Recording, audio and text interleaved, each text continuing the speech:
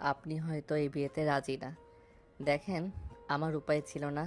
আমার টাকা অনেক প্রয়োজন ছিল, যার কারণে আপনাকে বিয়েটা করতে হয়েছে। টাকার জন্য আমাকে বিয়ে করছো? জি, কিন্তু আমি অন্য কাউকে ভালোবাসি, যাকে ছাড়া আমি কাউকে বউ হিসেবে মানতে পারবো না। অন্য কাউকে যদি ভালোবাসো তাহলে আমাকে কেন বিয়ে করছো? ওইসব ভালোবাসা ছাড়ো। আর এমনিতেও আমি তোমাকে বিয়ে করার ইচ্ছে ছিল না। তুমি তোমার মতো, আমি আমার মতো। বাট সবার সামনে স্বামী স্ত্রীর মতো অভিনয় করতে হবে, বুঝতে পারছো?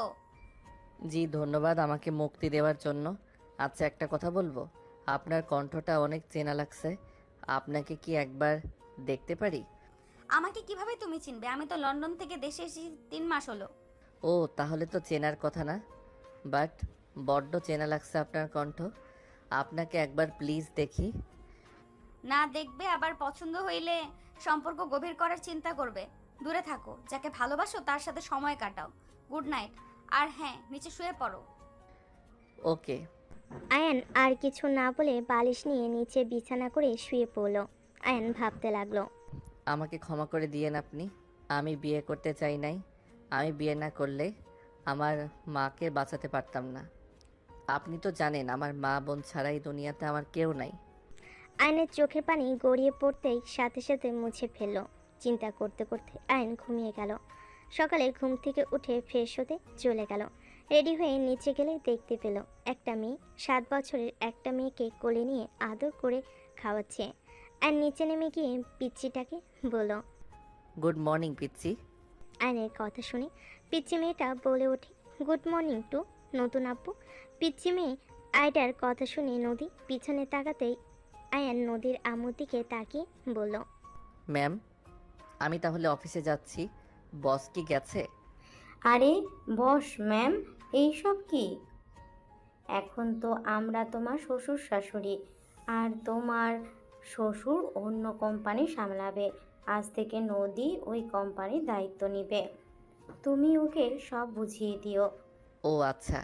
দুইজন খাবার খেয়ে নাও। আয়ন আয়রাকে কোলে তুলে নিয়ে আদর করতে লাগলো। নদীর দিকে চোখ গেলে আয়ন থমকে গেল। আয়ন কাঁপা কাঁপা গলায় বলল। আফিয়া। আয়নের কথা শুনে নদী ভুরকুচকে তাকিয়ে বলে, এটা আমার। এই নাম তুমি কিভাবে জানো? আফিয়া, আপনি আমাকে চিনছেন না? কি? আমি তোমাকে প্রথম সকালে ঘুম থেকে উঠে দেখেছি, সেখানে তোমাকে চিনতে যাব কিভাবে? আফিয়া, আপনি এসব কি বলছেন? আসলে আপনি আমাকে চিনছেন না। আফিয়া, ভালো করে দেখেন, আমি আপনার আয়ান। ও ফায়ান, থামবে? মেজাজ গরম করো না। আমি তোমাকে সকালে প্রথম দেখেছি, আমি তোমাকে চিনি না। আফিয়া, আপনি কি কারো ভয়ে এমন বলছেন? প্লিজ, আপনি ভয় পাবেন না। বলেন, কে আপনাকে ভয় দেখাচ্ছে? আমি তাকে খুন করে ফেলবো। আয়ন আয়রাকে ছেড়ে নদীকে শক্ত করে জড়িয়ে ধরে কপালে চুমু দিয়ে নদী রেগে আয়নকে ধাক্কা দিয়ে গালে ঠাস ঠাস করে থাপ্পড় মেরে বলল, বাংলা কথা বুঝোস না? আমি তোকে আগে কখনোই দেখি নাই। আর আমাকে টাচ করতে না করেছিলাম, কানের ভেতর যায় না? সুন্দরী মেয়ে দেখে শুরু হয়ে গেছে, তাই না টাচ করার? দেখ, আমার থেকে দূরে থাক, না হলে তোর কপালে দুঃখ আছে। আর এই বাড়ি থেকে বের করে দিব যদি বেশি বুঝোস। আপনি আমাকে মারতে পারলেন? আমার একটা মশা বসলে আপনি পাগলামি করতেন মশাকে মারার জন্য, আর সেখানে আপনি নিজে আমার গালে থাপ্পড় দিলেন। আসলে আপনি আমার আফিয়া হতেই পারেন না। আমার আফিয়া আমাকে অনেক ভালোবাসতো। আয়ন কথাগুলো বলে কান্না করতে করতে বের হয়ে গেল নদীর আম্মু। নদীর বডিগার্ড অবাক হয়ে তাকিয়ে থাকলো। নদীর বডিগার্ড বলল, ম্যাম, কিছু মনে না করলে আমি কি কথা বলতে পারি? তুমি আবার কি কথা বলবে শুনি? শোনো, কথা শোনার একদম সময় নাই। নদী ড্রেসিংয়ের সামনে চলে গেল। নদীর আম্মু বলল, দুইজন খাবার খেয়ে নাও। কি বলতে চাও? ম্যাম, আমি আয়ান স্যারকে আগে থেকেই চিনি। আয়ান স্যার আয়ার আসল বাবা। বডিগার্ডের কথা শুনে নদীর আম্মু যেন থমকে গেল। নদীর আম্মু বলে উঠল। কি বলছো এইসব? রুমে আসো তো। নদীর আম্মু বডিগার্ডকে নিয়ে রুমে চলে গেল। নদীর আম্মু বলে, তুমি কি সত্যি বলছো? হ্যাঁ অফিসার, ম্যাম আয়ান স্যারকে অসম্ভব ভালোবাসে। আয়ান স্যার কখনোই ম্যামকে পাত্তা দিত না। তখন স্যার অনেক ছোট ছিল, এখন তো বড় হয়েছে। প্রথমে আমি চিনতে পারি নাই, অনেকটাই পরিবর্তন হয়েছে। হ্যাঁ, যাই হোক, শোনো, এইসব কথা নদীর আব্বু বা কারো কানে যেন না যায়। এখানে চুপ হয়ে যাও। তুমি তো জানো নদী অতীতের সব ভুলে গেছে। আজ ম্যামের স্মৃতিশক্তি থাকলেও আয়ন স্যারকে কখনোই এভাবে মারতে পারতো না। আয়ন স্যারকে উনি অসম্ভব ভালোবাসে। স্যারের জন্য কষ্ট হচ্ছে, উনি তো জানে না এই সব, কিন্তু ওনাকে ভুল বুঝে ঠিক কষ্ট পাচ্ছে। তুমি এতদিন কিছু কেন বলো নাই? ম্যাম যখন মারা যেতে নেয় তখন উনি আমাকে কথা দিতে বলেছিলেন আমি যেন আয়নের কোনো ক্ষতি হতে না দেই, আর কোনোদিন যেন আয়নের সম্পর্কে কেউ না জানতে পারে। আর ম্যামকে নিয়ে যখন দেশের বাইরে যাওয়ার হয় তখন আয়ন স্যার বলা হয়েছিল ম্যাম মারা গেছে। ওদের পরিচয় কিভাবে হয়েছিল? ওয়েট, বলছি আপনাকে সব। ফ্ল্যাশব্যাক। 6 জন গুন্ডা নদীর মাথায় রড দিয়ে বাড়ি মারতে যাবে, সাথে সাথে আয়ন ব্যাগ দিয়ে ঢিল মেরে লোকটার হাত থেকে রড ফেলে দেয়। সবাই ডেকে আয়নের দিকে তাকিয়ে বলে, এই বাচ্চা এখানে কি করিস? এখান থেকে চলে যা, না হলে তোকে লাশ হয়ে ফিরে যেতে হবে। যাব, ওনাকে আমার হাতে দিয়ে দেন, তাহলে আমি চলে যাব। আয়ন কথাগুলো বলে কাছে গেলে লোকগুলো মারতে আসলে আয়ন ওদের সাথে মারপিট করতে লাগলো।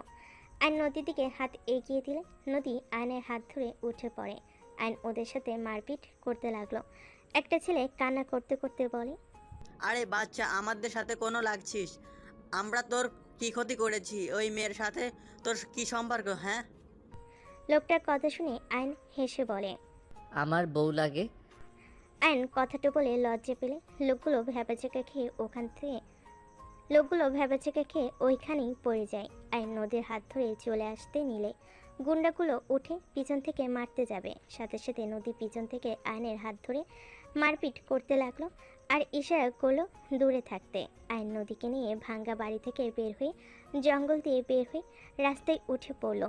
আয়ন নদীর হাত ছেড়ে দিয়ে বলল, ওকে আপু, ভালো থাকেন, আল্লাহ হাফেজ। এখন থেকে অনেক গাড়ি পেয়ে যাবেন। আপনার বাসায় চলে যাইয়েন, আমি এখন যাই। আচ্ছা। অ্যান্ড ব্যাগ কাঁধে নিয়ে চলে গেল। এদিকে নদীর লোকজন আসলে নদী গাড়িতে উঠে বসলো। বডিগার্ড আর কিছু বলবে তার আগে নদীর চিৎকারের ভাবনা জগৎ থেকে ফিরে বলে, ম্যাম ডাকছে, পরে বাকিটা জানাবো। বডিগার্ড চলে গেল। নদীর সাথে চলে গেল। অ্যান অফিসে গিয়ে কেবিনে বসে থেকে ভাবতে লাগলো, উনি আমাকে কিভাবে মারতে পারে, আমাকে কিভাবে ভুলে যেতে পারে। অ্যান কথাগুলো ভাবতে ভাবতে ফ্ল্যাশব্যাকে চলে গেল। অ্যান কলেজ থেকে বের হয়ে বন্ধুদের সাথে হাসাহাসি করতে লাগলো। হঠাৎ করে একজন এসে বলল, এই ছেলে শোনো। আমাকে বলছেন? হ্যাঁ, এদিকে আসো, ম্যাম তোমাকে রাখছে। এই তোরা হাট তো দেখি, কে ডাকে। অ্যান বডিগার্ডদের সাথে যেতে লাগলো। একটা কালো রঙের গাড়ির সামনে গেলে দরজা খুলে ভিতর থেকে একজন বলে ওঠে, হাই পিচ্চি হাজবেন্ড, কেমন আছো? নদীকে দেখে আয়ন চমকে উঠল। আপু, আপনি এখানে কি করেন? থাক, বউকে আপু বলে কে? ভেতরে আসো। আপু কি বলেন? আপনি কেন আমার বউ হবেন? ভেতরে ওঠো। আপনি কি কিডন্যাপার নাকি? ধরে নিতে পারো, এই তুলে ফেলো। আয়ন বলে ওঠে। আয়ন কিছু বোঝার আগে আয়নের নাকে রুমাল ধরে অজ্ঞান হয়ে গেল। আয়নকে গাড়ির ভিতরে তুলে সোজা কাজী অফিসের সামনে চলে গেল। আয়নের জ্ঞান ফিরে দেখে ও কাজী অফিসে বসে আছে। নদী বলে উঠল, কাজী সাহেব, বিয়ে পড়ানো শুরু করেন। আরে কি বলেন, বিয়ে পড়াবে মানে? কি হলো, শুরু করেন। আয়ন পালানোর চেষ্টা করে বডিগার্ড সব জোর করে ধরে। আয়নকে ভয় দেখিয়ে জোর করে বিয়ে পড়ানো শুরু করলো। বিয়ে পড়ানো শেষ হলে নদী ফোনে স্ক্রিনে টাইম দেখে বলল, ও মাই ডিয়ার হাজবেন্ড, এইটা আমার কার্ড, মনে চাইলে চলে এসো। আর আমি প্রতিদিন কিন্তু আসবো তোমাকে দেখতে। এখন আসছি, আমার কাজ আছে, বাই। নদী আয়নের গালে কিস করে চলে যেতে নিলে আয়ন গাল হাত দিয়ে মুছতে লাগলো। কিস করার জায়গায় আয়ন বের হয়ে গেল। আয়ন কারোটাকে ভাবনার জগৎ থেকে বের হয়ে দেখে আয়নকে ডাকছে। আয়ন উঠে নদীর কেবিনের সামনে গিয়ে বলল, ম্যাম আসবো? আসুন। এই আয়ন ভিতরে গেলে নদী বসতে ইশারা করল। নদীর কথায় আয়ন না বসে নদীকে বলল, ম্যাম, এখানে ফাইলগুলো রেডি আছে, আর আপনি একটু সাইড দেন, আমি আপনাকে ল্যাপটপ দেখিয়ে দিচ্ছি কাজগুলো। আয়নের কথা শুনে নদী কিছুটা সাইডে গেলে আয়ন ল্যাপটপে কাজ বুঝিয়ে দিতে লাগলো। নদী আয়নের দিকে মুগ্ধ নয়নে তাকিয়ে থাকতে লাগলো। আয়ন বোঝানো শেষ করে বলল, বুঝতে পারছেন তো আশা করি, আর না বুঝলে আমাকে বলেন, আমি আবারও বুঝিয়ে দিব। আয়নের কথা শুনে নদী নিজেকে স্বাভাবিক করে বলল, বিষয়টা বুঝলাম না। নদীর কথা শুনে আয়ন নদীকে বোঝাতে লাগলো। নদী মনোযোগ দিয়ে বুঝতে লাগলো। আয়ন বোঝানো শেষ করে বলল, আর কোনো সমস্যা আছে কি? না ধন্যবাদ। ওকে, তাহলে আমি আসছি। আর কোনো সমস্যা হইলে আমাকে জানাবেন। ওকে ধন্যবাদ। আয়ন নদীর কথা শুনে কিছু না বলে বের হয়ে গেল। নিজের কেবিনে গিয়ে বসে থেকে ভাবতে লাগলো ফ্ল্যাশব্যাক। অ্যান্ড কোচিং সেন্টার থেকে বের হয়ে বন্ধুদের সাথে কাঁধে ব্যাগ নিয়ে হেঁটে যাচ্ছিল আর গল্প করছিল। বাকি বন্ধুরা চলে গেলে আয়ন একা একা বাসার দিকে যেতে লাগলো। হঠাৎ করে আয়নের জুতার ফিতা খুলে গেলে যেই ফিতা ঠিক করতে বসলে সাথে সাথে আয়নের সাথে কেউ ধাক্কা খেলো। আয়ন সোজা পড়ে গেলে আয়নের পিঠের উপর গেল। আয়ন ব্যথায় বলে উঠল, ওই কে রে? রাস্তা কি সব আমি নিয়েছি নাকি যে আমার উপরে এসে পড়লেন? উঠেন বলছি। নদীর বডিগার্ড দৌড়ে এসে নদীকে আয়নের উপর থেকে তুলো। আয়ন উঠে পেছনে ঘুরে রাগ দেখাতে যাবে। নদীকে দেখে ভুরু কুচকে তাকিয়ে বলে, আপনি এখানে? আর আমার হাতের কি হাল করলেন? আয়নের হাতে রক্ত দেখে নদী চমকে উঠল। নদী তাড়াতাড়ি করে আয়নের হাত ধরে বলল, আই এম সরি, আমি বুঝতে পারি নাই। আমি তোমার পেছনে দুষ্টুমি করে হাঁটছিলাম। সরি, বুঝতে পারি নাই তুমি হুট করে বসে পড়বে। তাড়াতাড়ি গাড়িতে ওঠো। আয়ন বিরক্ত হয়ে নদীর হাত থেকে নিজের হাত এক ঝটকা দিয়ে সরিয়ে নিয়ে বলল, আমার সামনে থেকে জানতো, গাড়িতে তুলে একটা ঝামেলা করে দেন। আয়ন কথাটা বলে চলে যেতে যাবে, সাথে সাথে নদীর বডিগার্ডদের ইশারা করলো। আয়নকে জোর করে তুলে ফেললো গাড়িতে। নদীর সবাই উঠে গাড়ি ছেড়ে দিল। একজন বডিগার্ড ফার্স্ট বক্স চাইলে নদীর হাতে নিয়ে আয়নের হাতে ব্যান্ডেজ করতে যাবে। আয়ন বলে, ওই ছাড়েন বলছি, আমি বাসায় যাব। দেরি হইলে আম্মু অনেক বকা দিবে। ছাড়েন। তোমার আম্মু গ্রামে থাকে, এখানে তুমি একা থাকো। তুমি ইন্টার ফার্স্ট ইয়ারে পড়ো, 4টা থেকে 5টা পর্যন্ত কোচিং করো। তুমি কি কি করো আমি সব খোঁজ নিয়েছি, তাই আমাকে মিথ্যা বলো না। চুপচাপ হাতে ব্যান্ডেজ করতে দাও। আপনি আমার খোঁজ কেন নিচ্ছেন? আমার পেছনে কেন পড়ে আছেন? আমাকে একটু শান্তিতে থাকতে দেন না। পরে কথা বলো, হাতে তো ব্যথা পেয়েছো। নিজে পেয়েছে নিজেরটা করেন, আমাকে ছেড়ে দেন। আমি পরে করব, আগে তোমারটা করে নেই।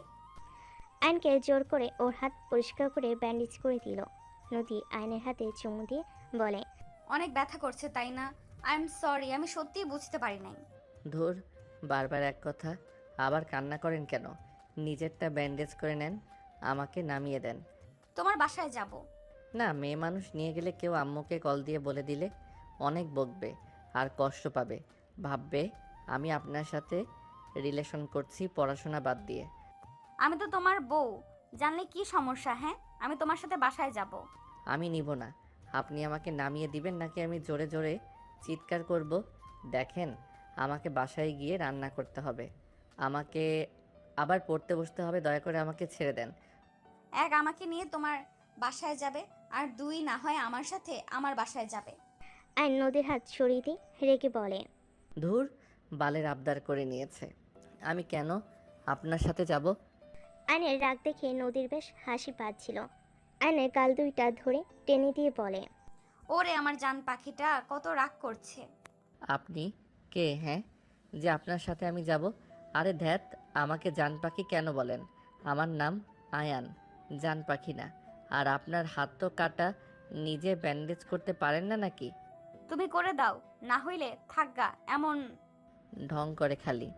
আমার এখন রাগ হচ্ছে, কিন্তু আমি আপনাকে বাঁচালাম আর উনি আমার সাথে নাটক শুরু করছে। তুমি আমাকে বাঁচিয়েছো, তাই আমি তোমার হয়ে গেছি। তুমি এতটুকু হয়ে নিজের সাহস নিয়ে আমাকে বাঁচিয়েছো। যে নিজের কথা না ভেবে অন্য কাউকে সাহায্য করে সে কখনো খারাপ হতে পারে না। উফ, ঢং কথা রাখেন তো। উফ, ঢঙের কথা রাখেন তো। আমাকে যেতে দেন। বুঝতে কেন পারছেন না? বাসায় গিয়ে আমার কাজ আছে তো। বউ নিয়ে গেলে তো বউ সব করে দিবে, বউকে তো নিবে না। কচু বউ, ছাতার মাথা, ভালো লাগে না? এমন করেন কেন? নদী আয়নের মুখে এক্সপ্রেশন দেখে গালে কিস করে দিল। আয়নরাকে কটমট করে তাকে দুহাত দিয়ে গাল ঘষতে লাগলো। 10 মিনিট যেতেই গাড়িটা একটা বাসার ভিতরে ঢুকে পড়লো। গাড়ি থামলে আয়ন গাড়ি থেকে নেমে চারিদিকে তাকিয়ে দেখতে লাগলো আর বলতে লাগলো, এইটা কার বাসা? আপনার নাকি? হ্যাঁ চলো ভেতরে। এত মানুষ কেন? আমার এসব বডিগার্ড ভেতরে চলো। নদী আয়নের হাত ধরে নিয়ে যেতে লাগলো। আয়ন নদীর সাথে যেতে লাগলো। ভিতরে গেলে নদী আয়নকে নিয়ে সোজা রুমে চলে গেল। আয়ন নদীর রুম দেখে বলল, আপনার রুমটা অনেক সুন্দর। তোমার পছন্দ হয়েছে কি? হুম। তাহলে তুমি এখান থেকে যাও, কোনো কাজ করা লাগবে না। তোমার কাজ হবে পড়াশোনা করবে, আর 1 ঘন্টা সময় দিলে হবে, আর বাকি সময় তোমার মন মতো থেকো। আপনার বাসায় কেন আমি থাকবো? আমার ভাড়া বাসায় ভালো আছে। তোমার আম্মু তো স্কুল শিক্ষিকা। হুম। আপনি আমার 14 গোষ্ঠীর খোঁজ নিয়ে রাখছেন নাকি? হ্যাঁ, আমার হাজবেন্ড। তুমি তোমার খোঁজ নিব না নাকি? আচ্ছা, যাও ফ্রেশ হয়ে আসো। আমি তোমার জন্য কিছু ড্রেস কিনছি, ওগুলো পরে দেখাবে। মাফ নাকি? আমি বাসায় যাব। যেতে পারবে না আমি অনুমতি না দিলে। কোনোভাবে তুমি এখান থেকে বের হইতে পারবে না।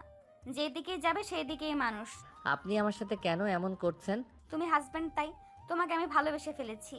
একবার যখন তোমার পেছনে লেগেছি, আমি তোমাকে আর দূরে যেতে দিব না। আজব মানুষ। হুম, আমি আজব মানুষ। যাও। নদী আয়নের হাত ধরে ওয়াশরুমে নিয়ে গেল। অ্যান্ড ফ্রেশ হয়ে নিল। নদী ওর হাত ছিলে যাওয়া জায়গাগুলোতে পানি লাগাতেই নদীর হাত জ্বলতে লাগলো। অ্যান্ড বুঝতে পেরে নদীর হাত সরিয়ে দিয়ে ওর হাত দিয়ে মুখ ফ্রেশ করে দিল। আস্তে আস্তে ফ্রেশ করে মুছে দিয়ে ওয়াশরুম থেকে বের হইল। নদী মিটিমিটি করে হেসে বের হলো। অ্যান্ড খাটে বসতে নদী আলমারি থেকে শপিং ব্যাগগুলো বের করে দিয়ে বলল, এগুলো পরো। আমি অন্য কারো জিনিস নেই না। অন্য কারোটা নেওয়া লাগবে না। আমি তো তোমার বউ, তাই বউয়েরটা নাও। দেখো, এখানে আমার সাথে জিদ করে লাভ নাই। আমি যা বলি তাই শোনো। আমি যেটা বলি ওইটাই করে ছাড়ি। অ্যান্ড কিছু না বলে শপিং ব্যাগগুলো নিতে লাগলো। অ্যান্ড ওয়াশরুমে যেতে চাইলে নদী যেতে দিল না। অ্যান্ড বিরক্ত হয়ে নদীর সামনে শার্ট প্যান্ট খুলে পরতে লাগলো। এক এক করে সবগুলো পরে দেখতে লাগলো। নদী আয়নের কাছে গিয়ে নিজের কন্ট্রোল হারিয়ে ফেল। ধাক্কা দিয়ে খাটের উপর ফেলে দিয়ে 2 হাত খাটের সাথে চেপে ধরে কিস করতে লাগলো। আয়ন ছাড়ানোর চেষ্টা করতে লাগলো। নদী আয়নকে কিস করতে লাগলো। নদীর জোড়াজড়িতে আর নিজের কন্ট্রোল হারিয়ে ফেলল। নদীকে নিচে ফেলে আদর করতে লাগলো। একে অপরকে আদর করতে করতে দুজন ক্লান্ত হয়ে গেল।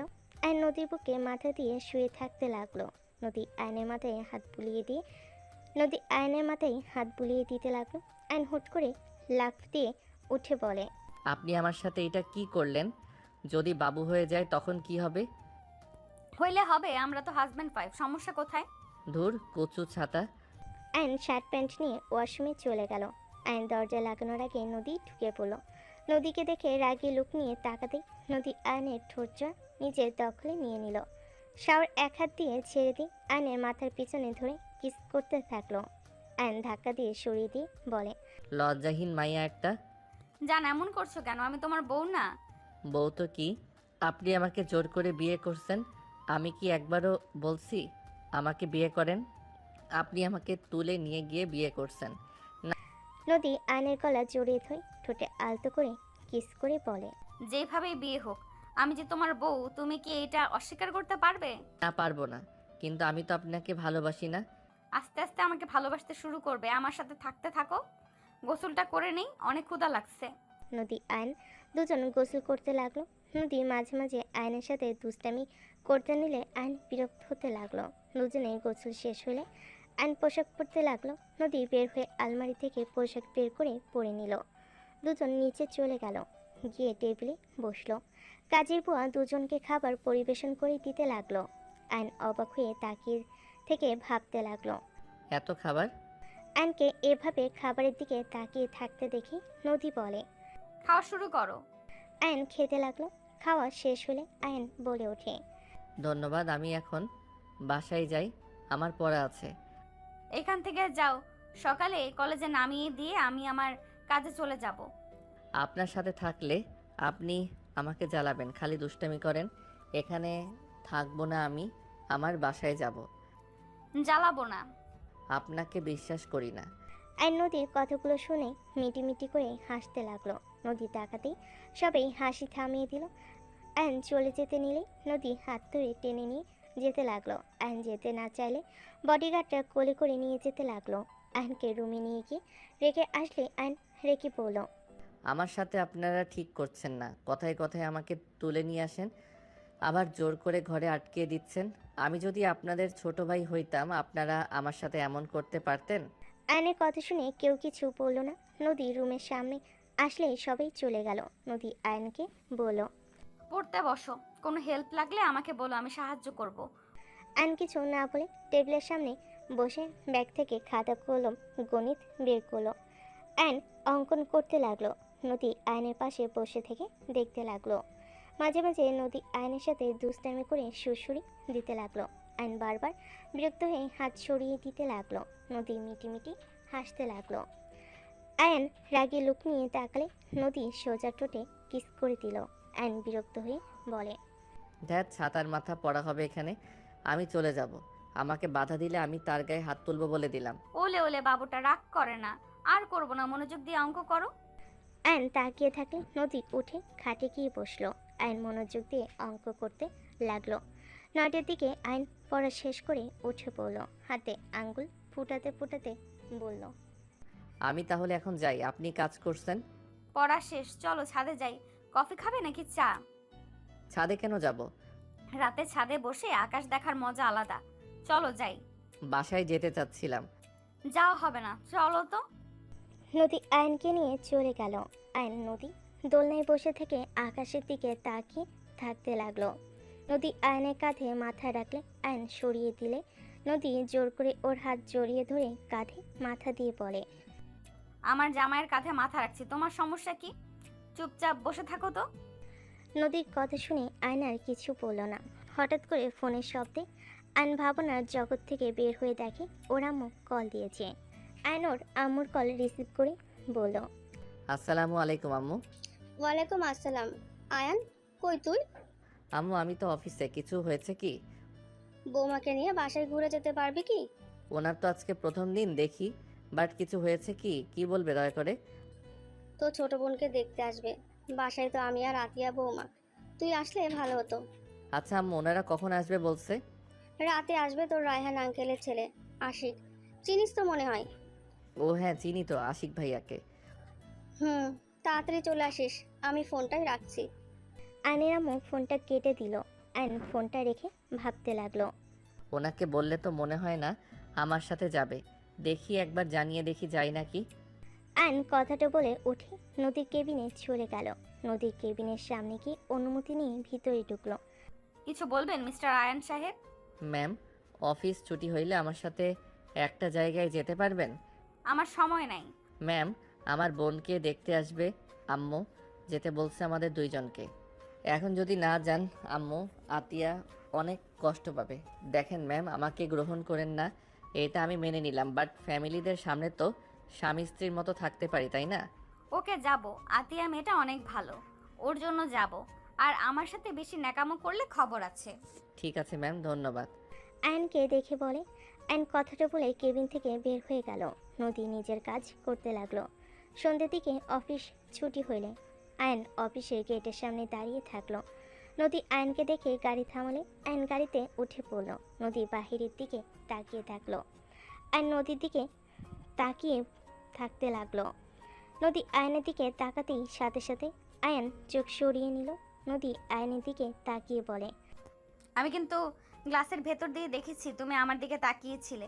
এসব কি ধরনের ব্যবহার আয়ান? আপনি আমার স্ত্রী, আমি দেখতে পারি। আয়নের কথা শুনে নদী রেগে গিয়ে গালে ঠাস করে থাপ্পড় দিয়ে চিল্লাইয়ে বলে ওঠে। তুই বাসর রাতে বললি অন্য কাউকে ভালোবাসোস, আবার এখন আমাকে দেখে ভালো লেগে গেছে। এখন স্ত্রী বলে ডাকোস। যাকে ভালোবাসোস তাকে নিয়ে থাক, একদম আমার দিকে নজর দিবে না, চোখ তুলে ফেলবো। আয়ন গালে হাত দিয়ে নদীর দিকে তাকিয়ে থেকে বলতে লাগলো। রাফিয়া, তুমি আমাকে 2বার থাপ্পড় দিলে। রাফিয়া, তুমি কি সত্যি আমাকে চেনো নাই? আয়নের কথা শুনে নদী আরও রেগে বলে। তোকে কি চিনবো রে? তুই তো একটা লুচ্চা, সময়ের সাথে সাথে রং পাল্টাস। আমাকে না দেখে বললি অন্য কাউকে ভালোবাসোস, আবার আমাকে দেখে এমন শুরু করছোস আমার সাথে স্বামীর মতো ব্যবহার করার। তোকে কে ভালোবাসে রে? ওকে দেখতে খুব ইচ্ছে হচ্ছে, ওর মতো বোকা আর একটাও নেই। এই লুচ্চাকে ভালোবেসে জীবনে কত বড় ভুল করেছি। আরে শোন, একদম আমাকে রাফিয়া বলে ডাকবি না, আমার এই ডাক তোর মুখে শুনতে চাই না। আয়ন নদীর কথাগুলো শুনে নিজেকে আর কন্ট্রোল করতে পারল না। আয়ন রাগে ড্রাইভারকে কিছু বলবে, তার আগে আয়নের আম্মু কল দিল। আয়ন নিজেকে কন্ট্রোল করে কল রিসিভ করে বলল, হ্যাঁ আম্মু বলো। তোরা কোথায়? আম্মু চলে আসছি, অর্ধেক রাস্তায় চলে এসেছি। ওকে, সাবধানে আয়। আয়নের আম্মু কল কেটে দিলে নদী বলে ওঠে, আমি ওই বাসায় যাব না। ড্রাইভার আঙ্কেল আমাদের বাসায় নিয়ে চলেন। নদী আম্মু বারবার যেতে বলছে। আমার উপরে রাগ করছো? সেই রাগ কেন আমার আম্মু বোনের উপর খাটাতে যাচ্ছ? প্লিজ, আমি তোমার কাছে ক্ষমা চাচ্ছি। আমার আম্মু অসুস্থ, এখন যদি বলি যাব না মনে কষ্ট পাবে। প্লিজ, আমি আপনার কাছে হাত জোর করে ক্ষমা চাচ্ছি। আয়ন নদীর কাছে আকুতি মিনতি করতে লাগলো। নদী বিরক্ত হয়ে আয়নের হাত সরিয়ে দিয়ে বলে, ওকে যাব, হাত সরাও। আঙ্কেল ওদের বাসায় নিয়ে চলেন, আর আমার থেকে দূরে থাকো। আমার রাগ তুলো না। আয়ন নদীর থেকে কিছুটা দূরে বসলো। আয়ন নদীর দিকে তাকিয়ে থাকতে লাগলো। নদী নিজেকে সামলাতে অনেক কষ্ট হতে লাগলো। আয়ন ভাবনার জগতে চলে গেল। ফ্ল্যাশব্যাক। এই বদমাইশ মশা, তোরা এখান থেকে যাবি নাকি তোদের থাপ্পড় মারবো? আমার বরটাকে জোর করে কিস করস কেন? বাসা থেকে বের হতো। নদী কথাগুলো বলছে আর মশা তাড়াচ্ছে। আয়নের ঘুম ভেঙে গেলে চোখ খুলে দেখে নদী মশার সাথে বকবক করছে আর মারার চেষ্টা করছে। আয়ন বিরক্ত হয়ে বলল, ওই কি করেন, মাথা খারাপ নাকি? এত রাতে ঘুমানো বাদ দিয়ে মশার সাথে কি বকবক শুরু করছেন? বেয়াদব মশা, তোর জন্য আমার জানটার ঘুম ভেঙে গেল।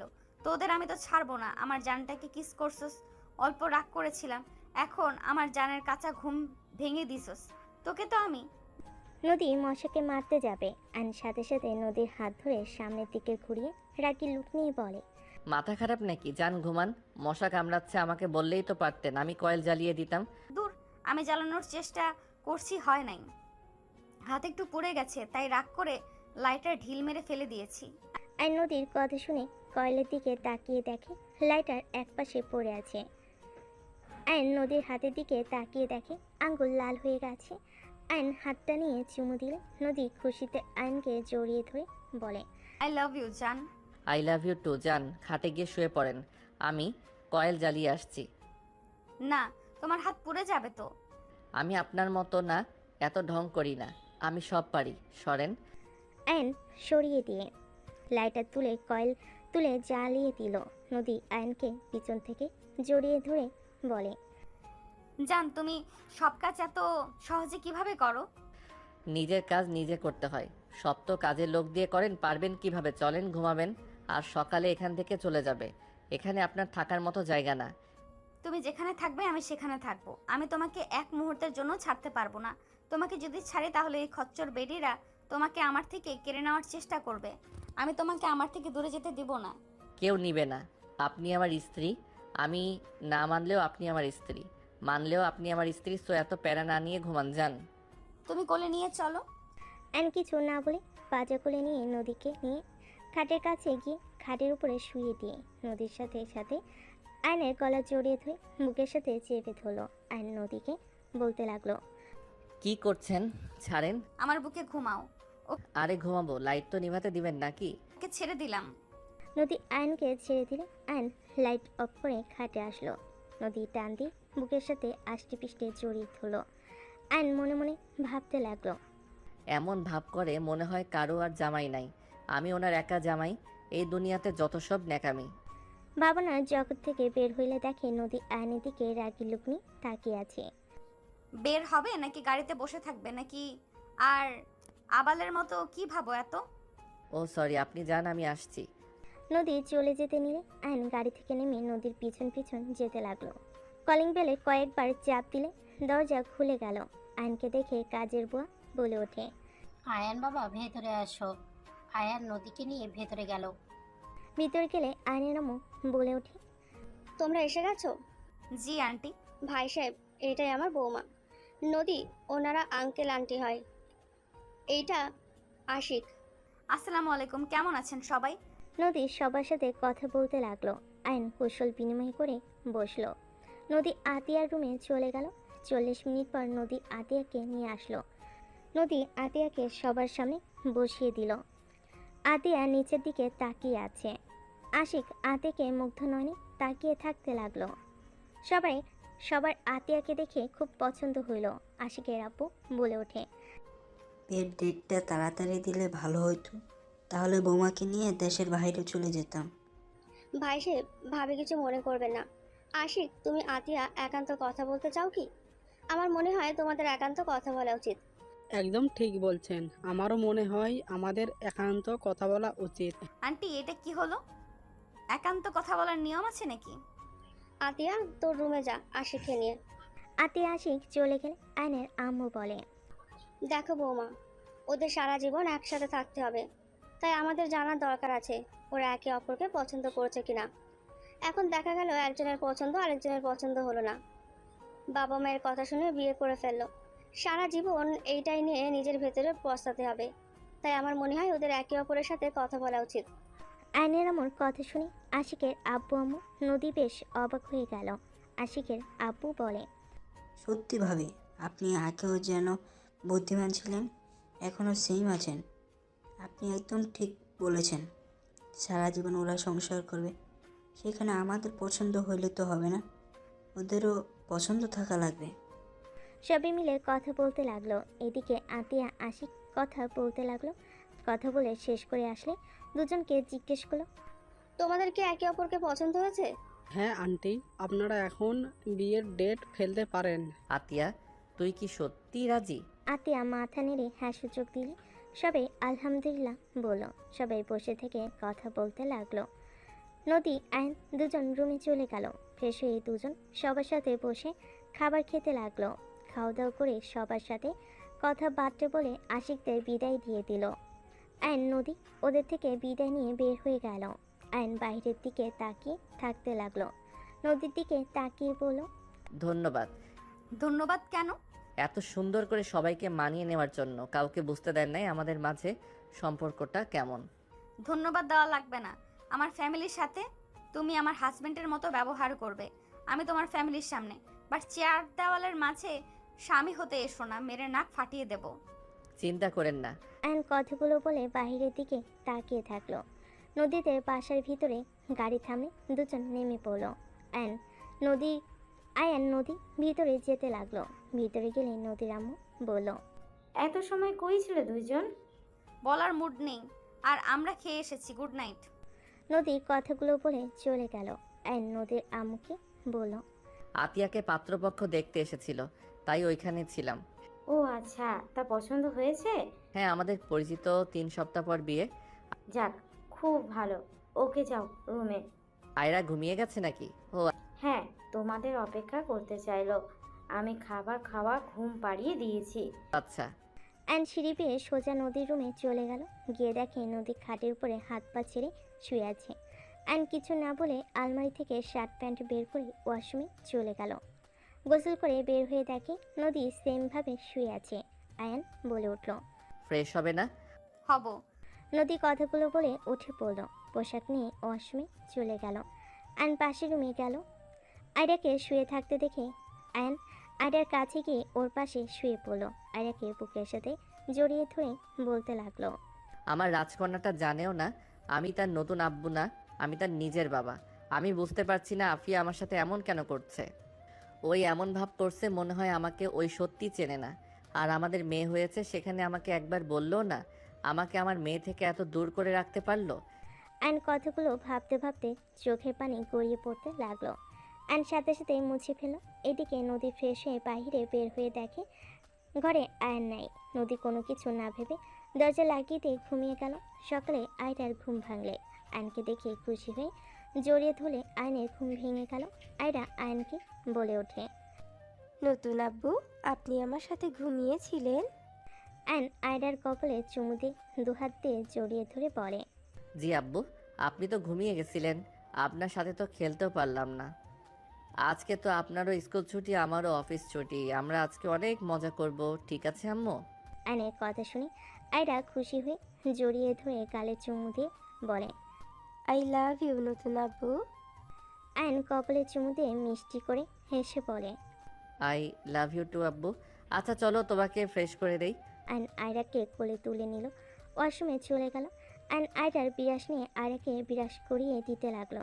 নদী আয়রার রুমে আসলে আয়রাকে না দেখে ওয়াশরুমে ঢুকতে দেখে আয়ন আয়রা মজা করছে। আয়রা মুখ ধুতে গিয়ে আয়নকে পানি ছিটিয়ে দিচ্ছে, আয়নও দিচ্ছে। দুজনের দুষ্টামি দেখে নদী নিজের অজান্তে হেসে দিল। দুজন নদীর দিকে তাকালেই নদী বলে ওঠে, সরি আয়রা, আজকে তো তোমাকে নিয়ে ঘুরতে যাওয়ার কথা ছিল, 10টার দিকে বের হব, ঠিক আছে? নদীর কথা শুনে আয়রা বলে, আম্মু, ছোট খালামণি আসবে, খালামণি আমাকে নিয়ে ঘুরতে যাবে। আপাতত নতুন আব্বুর সাথে খেলাধুলা করব। খালামণি আসলে ঘুরতে যাব। তুমি আসবে? নদীর কথা শুনে আয়রা মাথা নেড়ে হ্যাঁ সূচক দিল। নদী চলে গেল। অ্যান্ড আয়রাকে ফ্রেশ করে ওয়াশরুম থেকে বের হয়ে আয়রার জামাটা চেঞ্জ করে দিয়ে কোলে তুলে নিয়ে নদীর রুমে চলে গেল। নদীকে বসে থেকে ল্যাপটপে কাজ করতে দেখে আয়রা নদীর পাশে চুপচাপ বসে থাকলো। অ্যান্ড ওয়াশরুমে চলে গেল। ফ্রেশ হয়ে বের হয়ে আয়রাকে বলল, চলো খাবার খেয়ে বাইরে গিয়ে ফুটবল খেলবো। অ্যানের কথা শুনে আয়রা বলে, ওকে নতুন আব্বু, চলেন। অ্যান আয়রাকে নিয়ে নিচে যেতে লাগলো। ওদের পিছন পিছন নদীও যেতে লাগলো। নদীর আব্বু আম্মু বসে আছে। অ্যান সালাম দিল। নদীর আব্বুকে দেখে আয়রা দৌড়ে গিয়ে কোলে উঠে বলে, নানু ভাই। নদীর আব্বু আয়রাকে কোলে নিয়ে কপালে চুমু দিয়ে বলে, নানু ভাই, তুই রাতে একা ঘুমাইছ, তোমার সাথে আমি কথা বলবো না। নদীর আব্বুর কথা শুনে আয়রা নদীর আব্বুর গালে চুমু দিয়ে বলে, খালামণি তো এসে যাচ্ছে, তাই আগেই আমার রুমে চলে গেছি। আর আম্মু তো আমাকে তার কাছে যেতে দেয় না, তাই আমি একা ঘুমানোর চেষ্টা করব। কিন্তু রাতে আবার নতুন আব্বু আমার সাথে ছিল। আয়রার কথা শুনে তিনজন অবাক হয়ে তাকালো। নদীর আব্বু বলে উঠল, তুমি আমার নাতনিকে মেনে নিয়েছো, বিষয়টা খুব ভালো লাগলো। বসো, দাঁড়িয়ে আছো কেন? আয়াত, নদী, আয়রা, আপনি আসেন খাবার খেতে। চারজন খাবার খেতে চলে গেল। অ্যান আয়রাকে খাওয়াই দিতে লাগলো। নদীর আব্বু বলে, তুমি আয়রাকে ওর নানুর কাছে দাও। সমস্যা নাই, আমি খাওয়াই দেই। আমার কাছে দাও, আমি খাওয়াই দিই, তুমি খেয়ে নাও। আপনি খান, আমি খাওয়াই দিচ্ছি। অ্যান কারো কথা না শুনে আয়রাকে খাওয়াই দিতে লাগলো। নদী আয়নের দিকে আর চোখে তাকিয়ে দেখতে লাগলো। হঠাৎ করে কলিং বেল বেজে উঠলে কাজের বুয়া চলে গেল। অ্যান আয়রাকে খাওয়া শেষ করে পানি খাওয়াই দিতে যাবে, সাথে সাথে আয়নের পাশে একজন বসে বলল, সবাই কেমন আছো? আলহামদুলিল্লাহ ভালো। রাতুল তো আমাদের ভুলে গেছো, কোনো খোঁজ খবর নাই। মামি, দেখছেন তো কত কাজে ব্যস্ত থাকি। আয়রা মামুনি, কি অবস্থা? এই নাও তোমার চকলেট। রাতুল আয়রাকে চকলেট দিতে যাবে, অ্যান সাথে সাথেই হাত ধরে ফেলল। আয়রা বলে ওঠে, নতুন আব্বু, মামার হাত ধরলেন কেন? অ্যান আয়রার কথা শুনে বলে, আম্মু, এখন চকলেট কোন পেটে রাখবে? তুমি না ভাত খাইলে? তুমি রুমে যাও, আমি তোমার জন্য চকলেট নিয়ে আসবো। আয়রা রাতুলকে টাটা দিয়ে দৌড়ে চলে গেল। নদী আয়নের দিকে রাগি লুক নিয়ে তাকিয়ে বলল, রাতুলের হাত কেন ধরে আছো? ছাড়ো ওর হাত। মামি, এটা কে? এই ছেলে, হাত ছাড়ো, আমার হাতে লাগছে কিন্তু। অ্যান রাতুলের হাত ছেড়ে দিল। আয়নের চোখে রাগ স্পষ্ট বোঝা যাচ্ছে। রাতুল হাত চাকাতে চাকাতে বলতে লাগলো, এই, কে তুমি? আমার হাতটা এত শক্ত করে ধরেছিলে, হাতটা ব্যথা করছে, আরেকটু হলে ভেঙেই যেত। তোর জম। আয়নের কথা শুনে সবাই অবাক হয়ে তাকালো। আয়নকে কেউ কিছু বলার আগে আর নিজেরা কন্ট্রোল করতে না পেরে ছেলেটার হাত ধরে কাঁটা চামচ হাতে নিয়ে হাতের উপরে কূপ দিতে যাবে। সাথে সাথে আয়নকে নদী লাথি মেরে ফেলে দিল। আয়ন রাতুলকে নিয়ে নিচে পড়ে গেল। রাতুল উঠে আয়নকে মারতে যাবে। আয়নের সাথে সাথে লাথি মেরে রাতুলকে ফেলে উঠে দাঁড়াতে যাবে। নদী আয়নের পায়ের পিছনে লাথি মেরে ফেলে দিয়ে বলল, তোর এত বড় সাহস আমার কাজিনকে আমার সামনে মারতে নেস? তোর সাহস অনেক, তাই না? নদী, তুমি আমাকে কেন মারছো? নদী, তুমি ওর হয়ে আমাকে মারছো? নদী, তুমি কি ভুলে গেলে ও কি করেছে? আয়নের কথা শুনে নদী রেগে মাথার চুল ধরে বলে, ওই আমার কাজিন, ওই কি করছে? হ্যাঁ, তুই আজকে ওকে প্রথম দেখলি, সেখানে ওই তোর ক্ষতি করতে পারে? নদী, আমার লাগছে, ছাড়ো বলছি। আর তোকে আমি 7 বছর ধরে খুঁজছি, তোর হাত আমি ভেঙে না ফেলা পর্যন্ত আমার মনে শান্তি নাই। আমি তোর কি ক্ষতি করেছি? আমি তো তোকে কোনোদিন দেখেছি মনে তো পড়ে না। আয়ন নদীর হাত ধরে নিজের চুল ছাড়িয়ে নিয়ে রাতুলের বুকে লাথি মেরে ফেলে দিয়ে বলল, তোর লজ্জা এত বেশি যে যাদের ক্ষতি করার জন্য বাবা ছেলে লেগে পড়েছস, আবার সেই বাড়িতে এসে সবার সাথে এত মিষ্টি অভিনয়, আর আমি তোর হাত ভেঙে ফেলবো। তুই আমার স্ত্রীর গায়ে এই হাত দিয়ে স্পর্শ করছিলি। আইনের কথা শুনে সবাই চোখ বড় বড় করে ফেল। আইন রাতুলকে মারতে যাবে, সাথে সাথে রাতুল নদীর আপুর পিছনে গিয়ে লুকিয়ে বলে, মামা, ওই এসব কি বলছে? মামা, আমি তোমাদের কত ভালোবাসি, আর ও আমার নামে এইসব কি বলছে? আবার বলে ওর বউকে স্পর্শ করেছি। ওই, তোর বউ কে রে? আইন রেগে ওর হাতের ঘড়ি খুলে সোজা রাতুলের মাথায় মালে। রাতুল ফ্লোরে পড়ে গেল। নদীর আপু বডিগার্ডদের ইশারা খুলে সব বডিগার্ডরা আইনকে চেপে ধরল। আইন বলে ওঠে, আঙ্কেল, ওরা আপনাদের শত্রু। আপনার মেয়ের ক্ষতি ওরা করার চেষ্টা করত। ওর বাবা আশরাফ সাহেব আর ওই আপনার মেয়েকে খুন করার চেষ্টা করত। মামা, এসব মিথ্যে কথা। মামা, ও আমাদের সাথে সম্পর্ক নষ্ট করার জন্য এমন করছে। চুপ, একদম চুপ। আমার ভাগনা আমার বোনের জামাইয়ের নামে মিথ্যা দোষারোপ করতে লজ্জা লাগে না? তোর এত বড় সাহস, আমার সামনে আমার ভাগনাকে মারিস? তোকে আমার মেয়ের সাথে বিয়ে দিয়েছি বলে কি মাথা কিনে নিয়েছিস? আমার ভাগনাকে মেরে আবার আমার ভাগনার নামে বদনাম দিস? আঙ্কেল, আপনি যাকে এত সরল সোজার বিশ্বাস করতেছেন, ওরা বাপ ছেলে মোটেও সরল না। নদী, তুমি চুপ করে কেন আছো? নদী, আমার উপরে কেন এত রেগে আছো? তুমি ওই কুত্তার জন্য আমার গায়ে হাত তুললে, আবার ওকে এখানে এসে আদর করছো, ওকে কাজিন হিসেবে পরিচয় দিচ্ছ। চুপ কর তুই। আবল তাবল কি বলস তুই? আব্বু, এই ছেলের তো মাথা খারাপ। ওই কখন কি বলে নিজেও জানে না। আব্বু, ওকে এখান থেকে সরিয়ে ফেলো তো। পাগল ছাগল কোথাকার। রাতুল কত বছর পর এখানে আসলো। ওই কিভাবে রাতুলকে চিনবে? আর রাতুল কেন আমাদের ক্ষতি করবে? আমাদের কে ক্ষতি করছে? পাগল ছাগল কোথাকার। ওকে নিয়ে যাও পাগলকে। আইনের নদীর কথাগুলো শুনে কষ্টে বুক ফেটে যেতে লাগলো। আইনকে নিয়ে যেতে নিলে আইন বলতে লাগলো, নদী, আমাকে কিসের শাস্তি দিচ্ছ তুমি? তুমি আসলে কে? তুমি আফিয়া হতে পারো না। তুমি আফিয়া হইলে কখনোই আমার সাথে এমন করতে পারতে না। কাহিনী দেখছো আব্বু? কি পাগলের পাগল। আমি আফিয়া? আমাকে বলে আমি আফিয়া না। নদী, রাগ অভিমান করে থেকো না। তুমি যা বলছো আমার বুকে কিন্তু আঘাত লাগছে। আমার কিন্তু অনেক কষ্ট হচ্ছে। তোর কষ্ট হচ্ছে তাতে আমার কি? উফ আব্বু, ওকে নিয়ে যেতে বলবে? নদীর আপু ইশারা করলে ওকে নিয়ে যেতে লাগলো। আইন চিৎকার করে কান্না করতে করতে বলে, নদী, তোমাদের বিপদ, তোমরা যাকে অন্ধমতো বিশ্বাস করছো, ওই তোমাদের ক্ষতি করার জন্য উঠে পড়ে লেগেছে। আমার কথা বিশ্বাস করো নদী, তুমি তো ভালো করে জানো আমি তোমাকে অপছন্দ করলেও আমি তোমার ক্ষতি তো দূর, অন্য কারো ক্ষতি করি চাই না। সেখানে তুমি তো আমার প্রিয় মানুষ। আমি তোমাদের ক্ষতি কিভাবে চাইবো? আর রাতুল, আমার স্ত্রী, আমার সন্তানের কিছু হইলে আমি তোর বংশকে নির্বংশ করে দিব। আমার সন্তান স্ত্রীর দিকে ভুলেও তাকাস না। আইন কথাগুলো বলতে বলতে চলে গেল। রাতুল পিছন থেকে ভিলেন মার্কা হাসি দিলে আইন আরও রেগে গেল। বডিগার্ড শক্তিতে আইন ছুটতে পারল না। আইনকে নিয়ে চলে গেলে রাতুল কান্না করতে করতে বলে, মামা, কী সব পাগল রাখছেন বাসায়? এতদিন পর আসলাম আর আপনারা আমাকে মার খাইতে দেখে চুপচাপ দাঁড়িয়ে আছেন। নদীর আব্বু বলে, ওই, তোমরা রাতুলকে নিয়ে যাও, ওর চোখে ব্যান্ডেজ করে দেও। কথাটা বলে নদীর আপু চলে গেল। নদী নিজের অজান্তে আইনের কথাগুলো কানে বেজে উঠতে লাগলো। নদী ওইখানে না থেকে দৌড়ে রুমে চলে গেল। এদিকে আইনকে নিয়ে বাহিরে একটা রুমে আটকে রাখলো। আইন বারবার বলতে লাগলো, আমাকে বেঁধে রাখো, কিন্তু তোমরা দয়া করে তোমাদের মালিকের ক্ষতি হতে দিও না। আইনের কথা শুনে সবাই হাসতে লাগলো। একজন হেসে বলল, দুলাভাই জীবনে বড় ভুল করেছেন। ওনাদের সত্যটা বলে লাভ নেই। ওরা ওদের আত্মা, ওদের নামে যা বলবেন না কেন কোনো লাভ নেই। যারা ওদের বিরুদ্ধে কিছু বলতে যায় তাদেরই চাকরি গেছে আর তাদের লাশ খুঁজে পাওয়া যায়। আজকে রাতে আপনার উপর হামলা হবে, আমরা সব জেনেও চুপ করে থাকবো? একজন বডিগার্ড ধমক দিয়ে বলল, এই তোমরা যাও, আমি এখানে দুলাভাইয়ের সাথে আছি। সবাই চলে গেল।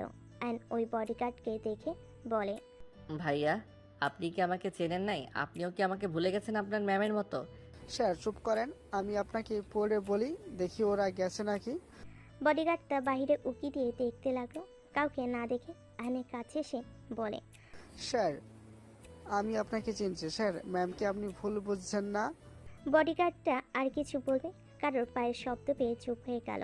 অ্যান্ড চুপচাপ বসে থাকতে লাগলো। বডিগার্ড তার ফোনে কল আসলে চলে গেল। অ্যান্ড্রাকে চেয়ারে লাথি মেরে ফেলে দিল। অ্যান্ড্রাকে বলতে লাগলো, কিসের এত রাগ আমার উপরে? হ্যাঁ, আমাকে এত ভালোবাসো, সেখানে এখন আমাকে প্রতিনিয়ত আমার গায়ে হাত তুলো, আর ওই রাতুলের জন্য আমাকে মারলো। এই ভালোবাসা সব অভিনয়, সব কিছু মিথ্যা ছিল। আমাকে এত ভালোবাসলে উনি বেঁচে আছে, তারপরও আমার সাথে যোগাযোগ করার চেষ্টা করে নাই। আমাদের মেয়েকেও ভালোবাসে না। উফ, রাগে মন চাচ্ছে মেয়েকে নিয়ে চলে যাই। অ্যান্ড্রাকে সামনে থাকা মাটির কলসে এক লাথি মেরে ভেঙে ফেল। ওদিকে নদী বসে আছে। আয়রা নদীকে বলতে লাগলো, আম্মু, নতুন আব্বু কই গেছে? আমাকে নিয়ে না খেলা করার কথা? আব্বু না বললো আমাকে নিয়ে খেলা করবে, তাহলে কোথায় গেল? আম্মু, কথা বলো না। নদী আয়রার কথা শুনে বিরক্ত হয়ে আয়রাকে ধাক্কা দিলে। সাথে সাথে আয়রাকে কেউ ধরে ফেল। নদী রাগী লুক নিয়ে বলে ওঠে, চুপ থাকতে পারস না? কানের কাছে খালি ভ্যান ভ্যান করস। তোর নতুন আব্বুকে ঘরবন্দি করে রাখছি, বুঝতে পারছস? 1 ঘন্টা পর মারবো, মেরে মাছকে খাওয়াবো, বুঝলি? নদীর কথা শুনে আয়রা ভয়ে ওর খালামণিকে জড়িয়ে ধরল। নদীর বোন তুলি রেগে বলে ওঠে, আপু, কি ধরনের ব্যবহার করছো? মাথা ঠিক আছে তোর? ছোট বাচ্চার সাথে কিভাবে কথা বলতে হয় সেটাও জানো না? ওই মেয়েকে তুই নিয়ে যা তো। কোথা থেকে কুড়িয়ে আনছস হিসাব নি? সেই সব মেয়েকে নিয়ে এত ঢং করস। সামনে থেকে নিয়ে যা, আর আমাকে যদি ওই আম্মু বলে খবর আছে। নদীর কথা শুনে তুলি কিছু বলবে, তার আগে আয়রা কান্না করতে করতে বলে, কি খালামণি, তুমি আমাকে কুড়িয়ে নিয়ে এসেছো? তোমরা তাহলে মিথ্যা বলছো আমাকে? কথাগুলো বলে জোরে জোরে কান্না করতে লাগলো। নদীর বিরক্ত লাগলো, বুকের ভেতর কেঁপে উঠতে লাগলো। নদী কিছু বুঝতে না পেরে তুলির দিকে রাগি লুক নিয়ে বলে, নিয়ে যাবি এখান থেকে? মেজাজ গরম আছে কিন্তু। তুলি নিজের রাগ ধরে রাখতে না পেরে সামনে থাকা ফুলদানি দিয়ে নদীর ছবির ফ্রেমটা ভেঙে ফেলে বলল, ওকে সহ্য করতে পারছি না তো, তাই না? যদি তোর স্মৃতি ফিরবে সেদিন তোর মন ওই ফ্রেমের কাচের মতো চুরমার হয়ে ভেঙে যাবে। সেদিন জোড়া লাগাতে আসিস, আমি ওকে নিয়ে যাব তোর থেকে অনেক দূরে। কথাটা মাথায় রাখিস। তুলি আয়রাকে কোলে নিয়ে আয়রাকে বুঝাতে লাগলো। বুঝাতে বুঝাতে নিয়ে গেল। নদী তুলির কথাগুলো কানে বাজতে লাগলো। নদী হঠাৎ করে ভাবতে লাগলো, কি? আমার স্মৃতি ফিরবে মানে? আমার কি স্মৃতিশক্তি নাই? এসব কি বলে ওই?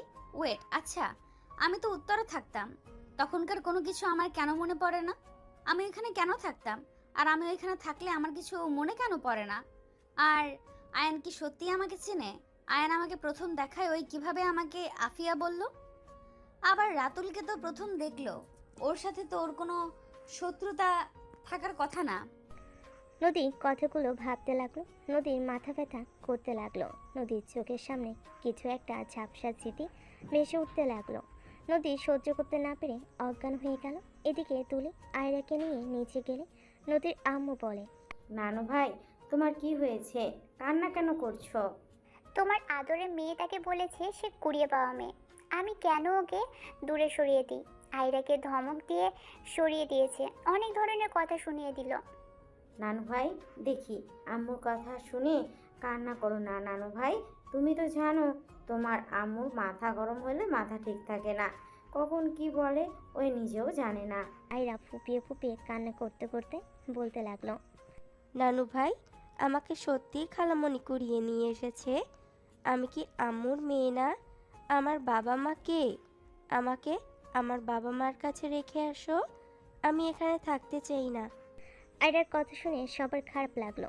নদীর আম্মু আয়রার কপালে চুমু দিয়ে বলে, আরে ধ্যাত, তুমি তো দেখি মজাও বুঝো না।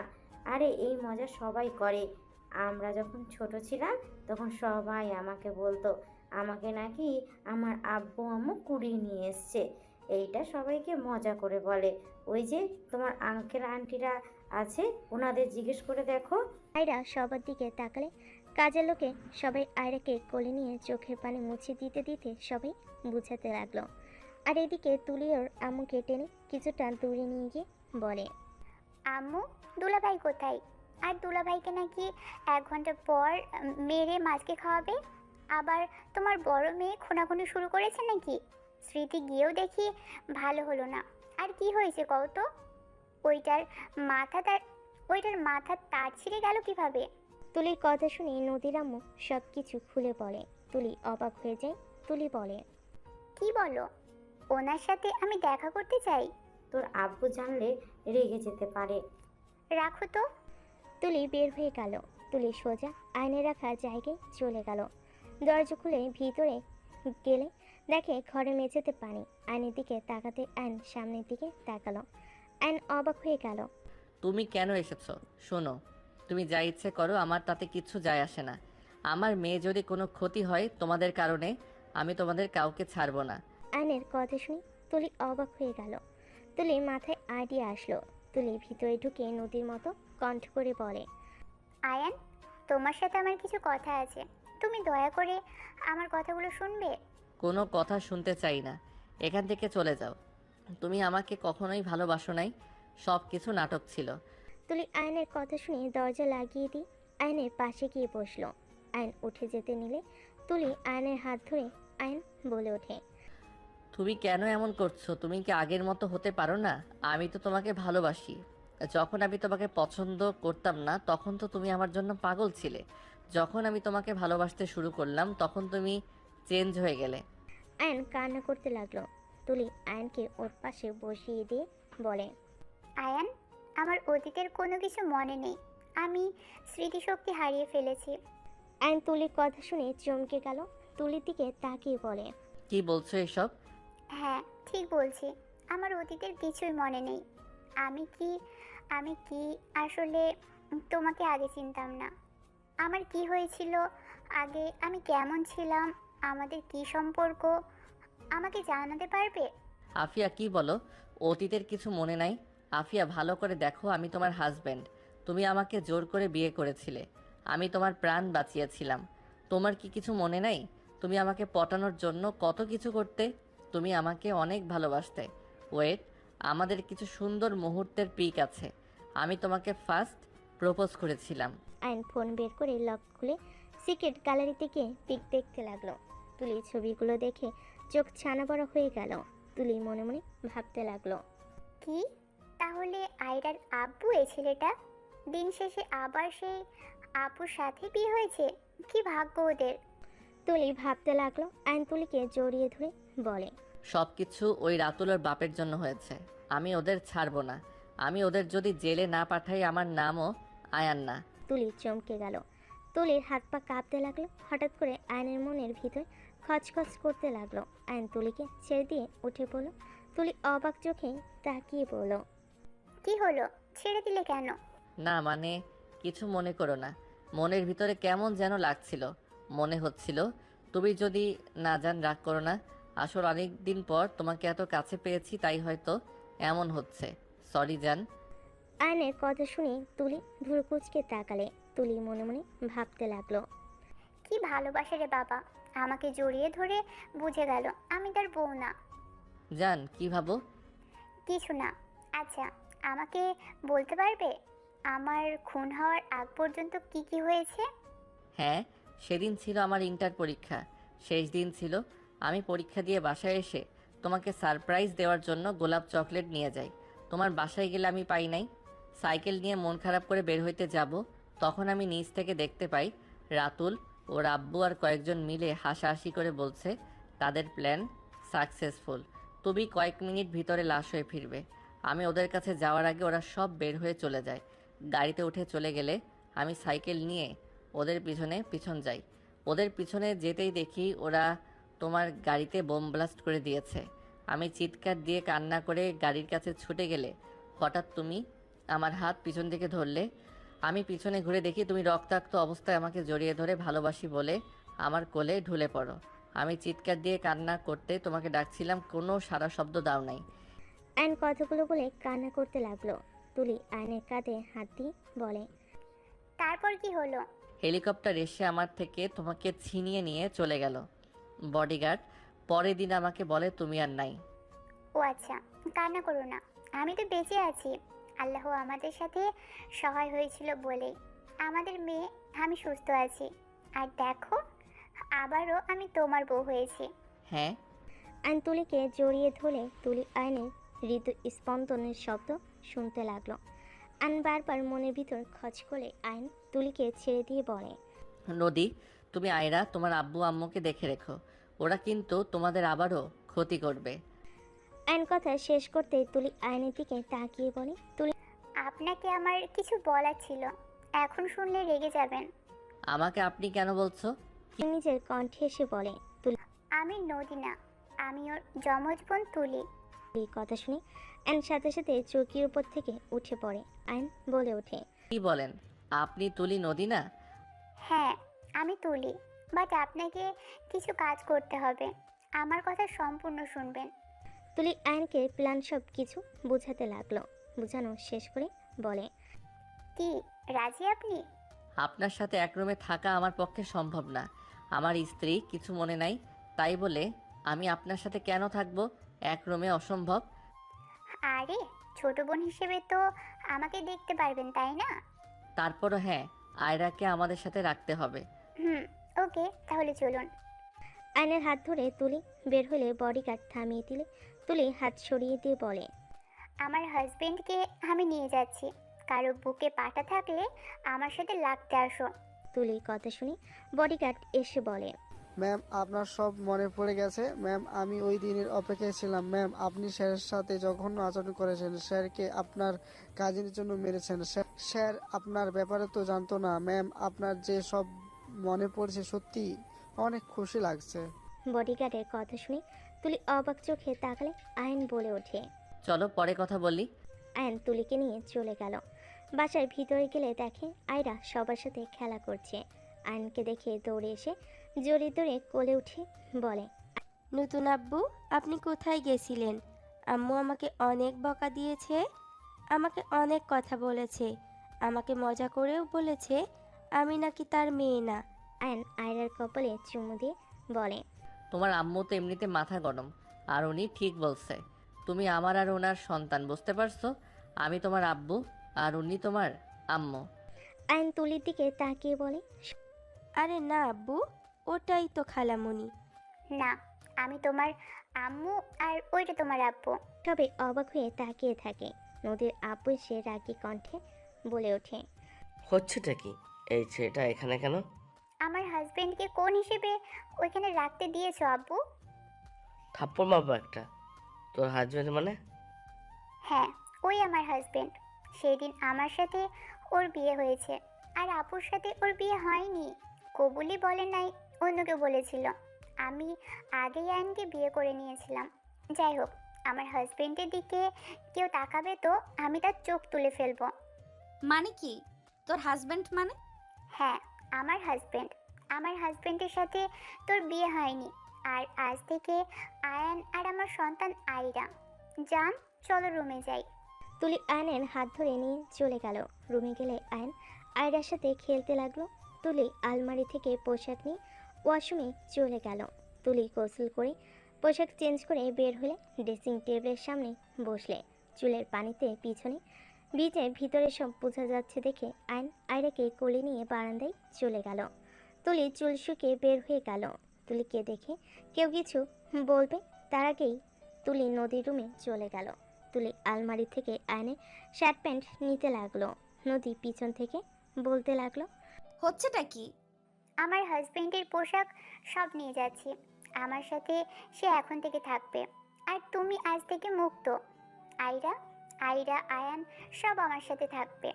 নদীকে কিছু বলার সুযোগ না দিয়ে পোশাক নিয়ে চলে গেল। তুলি ওর রুমে গিয়ে সব আলমারিতে রাখার জন্য ভাঁজ করতে গেলে আয়রা বলে, খালামণি, আমি সাহায্য করি। চলো তিনজন একসাথে করি। আয়রা তুলিকে সাহায্য করতে লাগলো। তিনজন জামা কাপড় ভাঁজ করতে লাগলো আর দুষ্টামি করতে লাগলো। আয়রা ভাঁজ করা কাপড়ে উঠে ঠাস করে শুয়ে পড়লো। সবাই ভুরু কুচকে তাকালে পরক্ষণে দুজন হেসে দিলে আয়রাও হেসে দিল। আবার নতুন করে ভাঁজ করতে লাগলো। নদীর ব্লাউজ নিতে এসে তিনজনে এত হাসি খুশি দেখে নিজের অজান্তে নদীর রাগ হতে লাগলো। নদীর খারাপ লাগতে লাগলো। তুলি লাস্টে নদীর ব্লাউজ দেখে বলে, ধ্যাত, আপুটা নিয়ে চলে এসেছি। হাসেন কেন? আমার টি শার্ট রেখে ব্লাউজ নিয়ে এসে পরবো নাকি এটা? আয়নের কথা শুনে তিনজন হাসতে শুরু করলো। আয়রা ব্লাউজ নিয়ে সরিয়ে দিয়ে বলতে লাগলো, আম্মুর ব্লাউজে আম্মুর ঘ্রাণ আসছে, মনে হয় আম্মু এখানে আছে। ওয়েট, আমি আম্মুর মতো শাড়ি পরি। আয়ন কথাগুলো বলে তুলির ওড়না নিয়ে আয়ন সাথে সাথে পিছন ঘুরে তাকালে দেখে নদী দাঁড়িয়ে আছে। নদীর চোখের কোণায় পানি।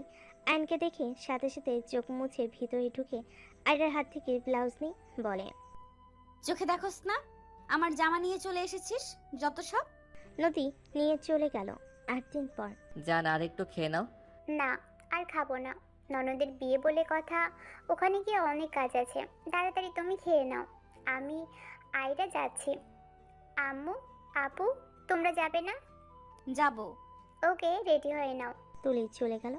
আয়ন খাবার খেতে লাগলো। খাওয়া শেষ করে চলে গেলে নদী ওর আম্মু যার যার রুমে চলে গেল। আয়ন তাদের করে রেডি হয়ে নিল। সবাই রেডি হয়ে নিলে সবাই বের হয়ে গেল। আয়ন, তুলি, আয়রা একসাথে বসলো। আর সামনে নদী আর নদীর আম্মু বসলো। আয়ন, তুলি, আয়রা ওরা তিনজন দুষ্টামি করতে লাগলো। নদী আয়নার ভিতর থেকে আয়নকে দেখতে লাগলো আর ভাবতে লাগলো, তুলির হাজবেন্ড তুলির সাথে যা ইচ্ছা করুক, তাতে আমার কি? আমার কেন কষ্ট হয়? কেন বারবার মনে হয় ওই জায়গাটা আমার?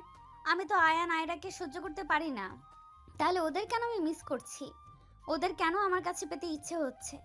নদীর চোখের কোণায় পানি গড়িয়ে পড়তেই আয়ন সামনের আয়নাতে দেখতে পেল। আয়ন মনে মনে ভাবতে লাগলো, তুমি সব ভুলে গেলে তুমি আমার সাথে অন্য কাউকে সহ্য করতে পারবে না। আফিয়া, যত তুমি আমার উপরে রাগ দেখাও। আয়ন কথাগুলো বলে আয়রার দিকে তাকিয়ে আয়রার কথা শুনতে লাগলো। আয়নদের বাসায় চলে গেল। বাসার ভিতরে ঢুকে সবাই আয়নকে এসে জড়িয়ে ধরল। আয়ন সবার সাথে কথা বলতে চলে গেল।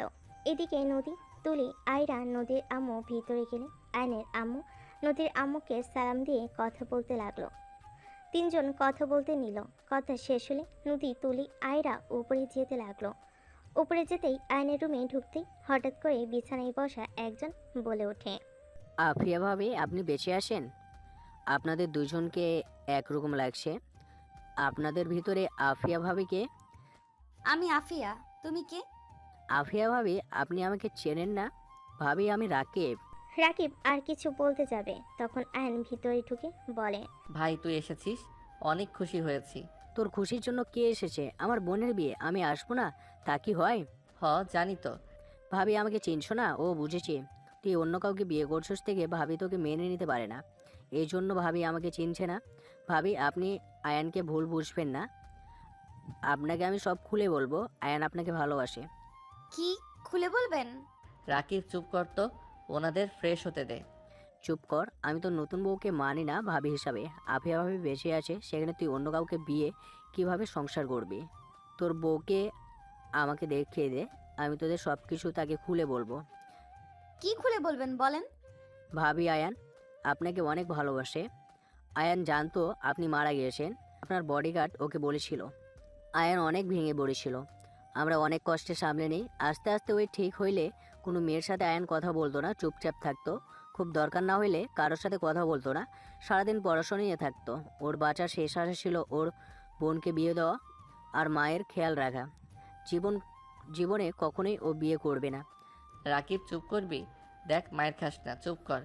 চুপ করবো না, তোর নতুন বউ জানুক, আমিও চাই। ভাবি তোকে এতটাই ভালোবাসে তা কি আমরা জানি না? আমাদের ভাবির জায়গায় অন্য কেউ থাকতে দিব না। আমি তোকে পরে বোঝাচ্ছি, চুপ কর। আমি চুপ করবো না বললাম না। ভাবি, আয়ান এ বিয়েটা হচ্ছে ইচ্ছে করে নাই। ওই একটা ভালো জব পেয়েছে, জব করে এটাই ওর বাবার জমি ছিল, এখানে বাড়িটা করতে ওদের সব কিছু শেষ হয়ে গেছে। এখন হঠাৎ করে আন্টি অসুস্থ হয়ে পড়েছে। আন্টির অপারেশনের জন্য 20 লাখ টাকা লাগবে, যেটা জোগাড় করতে অনেক সময় লাগবে। অত সময় নাই, আন্টি অনেকটাই অসুস্থ। মেয়ের বিয়ের জন্য দেখে বোঝা যাচ্ছে, কিন্তু অনেক অসুস্থ উনি। বস ওকে একটাই অফার দেয়, যদি তার মেয়েকে বিয়ে করে তাহলে উনি যত চিকিৎসা খরচ সব উনি দেবে, আতিয়ার বিয়ের সব খরচ উনি দিবে। প্রথমে আয়ান রাজি হচ্ছিল না, আন্টির অবস্থা বেশি ভয়ঙ্কর হয়ে ওঠার কারণে আমরা সবাই বোঝাই, তারপর বিয়েটা করতে রাজি হয়। ভাবি ওই আপনাকে অসম্ভব ভালোবাসে। রাকিবের কথা শুনে নদী, তুলি আয়নের দিকে তাকালে তুলির চোখে পানি চলে আসলো। তুলি বলে ওঠে, তুমি এত ভালোবাসো? তুমি আমার বউ, তোমাকে ভালোবাসবো না তো কাকে ভালোবাসবো? কি বলিস? ভাবি তো এইটাই, ওনাকে বউ কেন বলোস? আরে উনি না, ওইটা তোর ভাবি না, এটা তোর ভাবি। আর আমি যাকে বিয়ে করছি সেই উনি। কিন্তু ওনার ভয়েস তো আলাদা। এটাই তো ভাবি, ওনার কণ্ঠে আমি ভালো করে চিনি। ভয়েস নকল করা যায়, বাদ দে। আর এত বকবক না করে আমার সাথে চল। না তুই যা, এই পিচ্ছিটাকে। আমার মেয়ে আয়রা, আমার মেয়ে স্ত্রী দুইজন সুস্থ আছে। উনি আমাকে মিথ্যা বলেছিল। আয়নের কথা শুনে নদী অবাক হয়ে তাকালো। রাকিব আয়রাকে কোলে তুলে নিয়ে আদর করতে লাগলো। আয়নকে ডাকলে আয়ন চলে গেল। তুলি ফ্রেশ হতে চলে গেল। নদী রাকিবের দিকে কিছুক্ষণ তাকিয়ে থেকে রাকিবের কাছে গিয়ে বলল, রাকিব, তুমি কি আয়ান আর আফিয়ার কোনো বিয়ের ছবি দেখাতে পারবে? বা কোনো ছবি আছে কি? বিয়ের ছবি তো নাই আপু। ভাবি তো গুন্ডি টাইপের ছিল, উনি আয়ানকে জোর করে তুলে নিয়ে গিয়ে বিয়ে করেছিল, তাই ওইসব কোনো ছবি না। বাট হ্যাঁ, কিছু ছবি আছে, আমরা সবাই মিলে ঘুরতে গিয়েছিলাম। ওয়েট। রাকিব ওর ফোন বের করে ছবি বের করে নদীকে দিয়ে আয়রার সাথে খেলতে লাগলো। নদী ছবিগুলো দেখে চোখ কপালে উঠে যেতে লাগলো। নদী কিছু মনে করতে লাগলো। নদী রাকিবকে বলে উঠল, রাকিব, আফিয়া আর আয়ান কোথায় থাকতো? আমাকে কি দেখাতে পারবে? আপু এখন কিভাবে দেখবো? বিয়ের অনেক কাজ আছে, ভাবিকে জিজ্ঞাসা করলে সব বলে দিবে। তুমি বলো না। রাকিব ঠিকানা দিয়ে দিলে নদী 1 মিনিটও অপেক্ষা না করে বের হয়ে যায়। এদিকে আয়ন কাজ করতে লাগলো। সারাদিন কাজ করে আয়ন রাতে বন্ধুদের সাথে সাথে আড্ডা দিতেই ঘুমিয়ে গেল। সকালে ঘুম ভাঙলো কারোর হাতের স্পর্শ কারোর হাতের স্পর্শ পেয়ে। আয়ন চোখ খুলে দেখে নদী। আয়ন লাফ দিয়ে উঠে বলে, কি ব্যাপার, তুমি এখানে কি করো? আমি তো তুলি, তুমি আবার আমাকে দেখে এত লাফ দিয়ে উঠলে কেন? আপনি তুলি না, আপনি নদী। নদী আপুর কণ্ঠ আমার কণ্ঠ কি এক নাকি? জামাই হয়ে আমাকে চেনো না? নদী আয়নের দিকে এগিয়ে যেতে লাগলো। আয়ন ধাক্কা দিতে গেলে নদী আয়নের মাথা ধরে জোরে কিস করতে লাগলো। আয়ন ধাক্কা মেরে সরিয়ে দিয়ে বলল, তুমি এসব কি করছো? আমি তোমার বোনের হাজবেন্ড। আমার সাথে এসব করতে লজ্জা লাগছে না? লজ্জা কেন লাগবে? তুমি তো আমার হাজবেন্ড। তুমি আমার জামাইয়ের সাথে, আমি আমার জামাইয়ের সাথে যা ইচ্ছা করব। তুমি তো এমন ছিলে না। এইসব কি শুরু করছো? দেখো, নদীর স্মৃতি শক্তি নাই, তাই আমাকে সহ্য করতে পারছে না। ওর স্মৃতি ফিরলে ওই আমার পাশে তোমাকে কেন যে কেউ হইলে মেরে ফেনে ঝুলিয়ে দিবে। দেখো, আমি তোমাকে ছোট বোনের মতো দেখি, তাই দয়া করে বেশি পাকনামি করো না। এসব কি বলো? তুমি যে রাতে আমাকে টাচ করছো, আমার কাছে এসেছো, তখন ওইসব কথা মনে ছিল না? দেখো, আমি তোমাকে ভালোবেসে ফেলেছি। আপুর স্মৃতি কখনোই ফিরবে না। ওই তোমাকে, আয়রাকে পছন্দ করে না। থাপ্পড় মেরে দাঁত ফেলে দিব। মাথা খারাপ মেয়ে, কি বলস তোর কাছে আবার? আমি কখন গেলাম? ধৈর্য পরীক্ষা নিস না বোন, যা এখন থেকে। আয়ন রেগে উঠে চলে গেল। নদী মুচকি হাসি দিয়ে আয়নের পিছন পিছন যেতে লাগলো। আয়ন সোজা রুমে গিয়ে ফ্রেশ হয়ে নিলে আয়রা এসে জড়িয়ে ধরে বলে, আব্বু, হলুদ শাড়ি পরবো আমি সবার মতো। উফ, আমার তো মনে নাই আমার আম্মু জি আছে। আচ্ছা তুমি থাকো, আমি আসছি। আয়ন আয়রার কপালে চুমু দিয়ে রাকিবের বাইকের চাবি নিয়ে সোজা চলে গেল।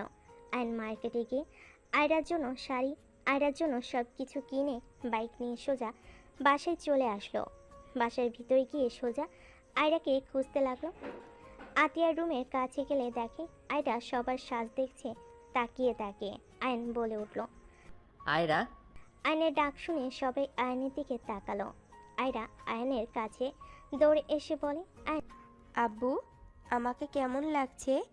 কপালে চুমু দিয়ে বলে, মাশাল্লাহ, আমার আম্মুকে সব কিছুতে সুন্দর লাগে। এই নাও তোমার শাড়ি, আর সব কিছু আছে। সাথী, আমার মেয়েকে সাজিয়ে দে তো।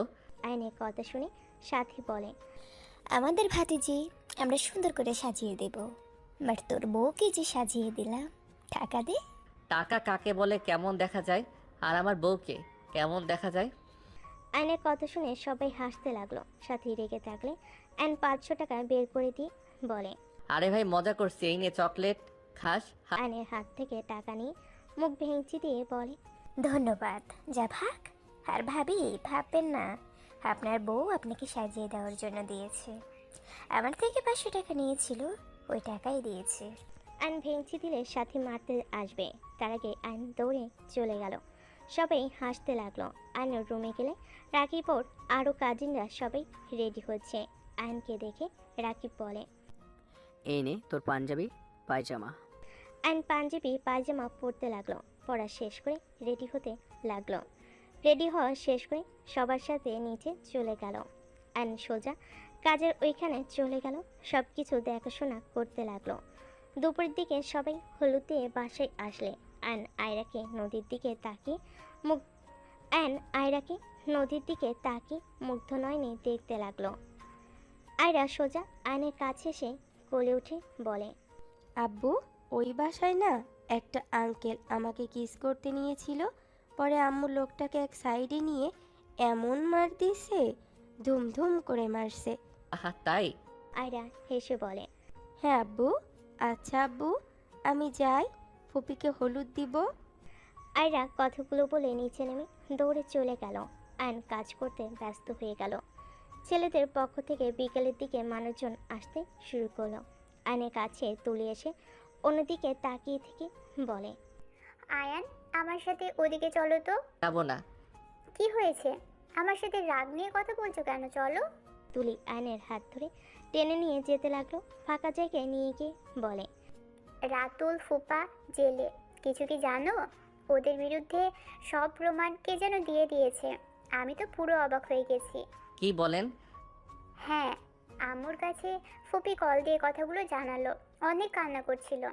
যে কাজটা করছে একদম ঠিক কাজ করছে। কিন্তু এত প্রমাণ কে পেল? আর এতদিন পর কেন হুট করে এমন ধামাকা দিল? অত ভেবে লাভ নাই, ওরা যে জেলে এটাই খুশির সংবাদ।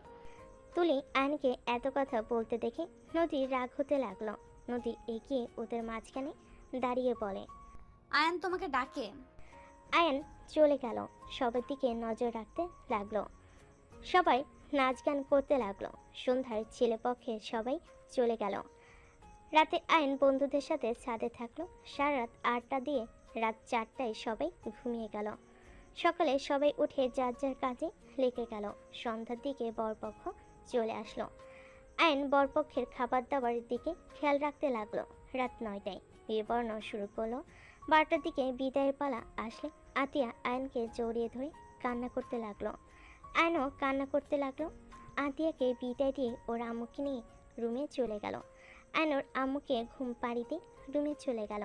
আয়ন আয়রার ঘুমন্ত চেহারার দিকে তাকিয়ে থাকতে লাগলো আর ভাবতে লাগলো, এমন কেন?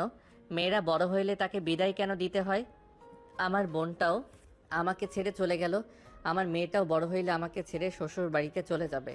আয়নের চোখ দিয়ে অনবরত পানি গড়িয়ে পড়তে লাগলো। আয়নের কাঁধে হাতের স্পর্শ পেয়ে আয়ন পিছনে ঘুরে দেখে নদী দাঁড়িয়ে আছে। আয়ন নদীকে তুলি ভেবে কিছু বলবে, তার আগেই নদী বলে উঠল, কি ভাবছো? একদিন আমাদের মেয়েটা বড় হয়ে শ্বশুরবাড়ি চলে যাবে, এইটা ভেবে কষ্ট পাচ্ছ তাই না? আয়ান শোনো, মেয়ে মানুষ হয়ে জন্ম নিয়েছে, শ্বশুরবাড়ি তো যেতেই হবে, কিছু করার নেই।